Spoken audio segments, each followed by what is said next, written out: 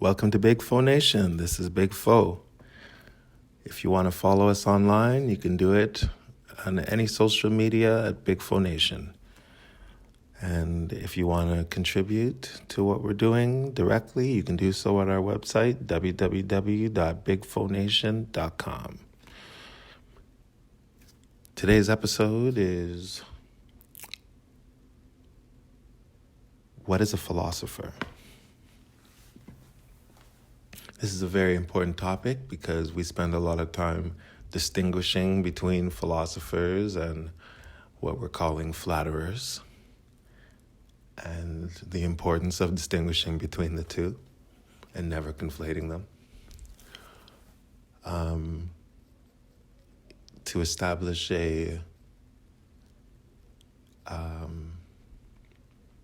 understanding on the language, the consensus translation of the original word that philosophy derives from is philosophia, translated to philos, being a love of or friendship with, and sophia, being wisdom or understanding. So a philosopher is someone that has a love of or friendship with wisdom or understanding. So that's a basic definition that we're going to use to define philosophers and to contrast them against the flatterers. So our first philosopher, Jehuti, our mythical character of ancient Egypt, is a philosopher because the ceremony of the weighing of the heart depicts an understanding of that. It depicts a deep understanding of humans or the soul or the heart, or the connection between our actions and how we're affected by them, and the cumulative effect of good actions versus bad actions on who we ultimately become. For this, he's a philosopher. Socrates, for dedicating his life, all the descriptions of him are, how he physically portrayed himself are, on the negative. He didn't spend a lot of time making himself presentable, physically presentable, we'll say. And then, if there's a knock on him, there's evidence, at least in Plato's depiction, that he wasn't necessarily, if he was the head of your household, it would, there would be, depending on how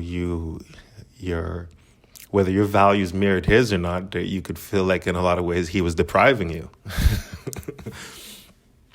But he was willing to give his life in order not to contradict the natural law. That shows a dedication to wisdom, to the truth. He would not lie in order to preserve his life, so he was forced to die in order to not be a hypocrite, in order for his soul not to be hypocritical.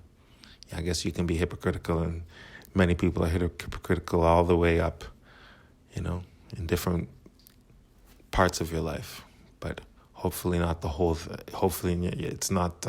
It's the hypocrisy is not an overall trend.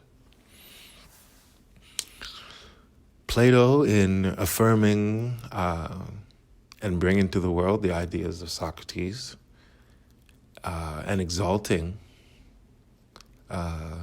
his ideas, puts him in the category also of philosopher.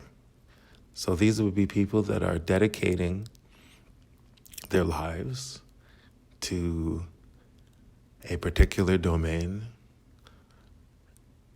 to understanding a particular domain as fully as possible.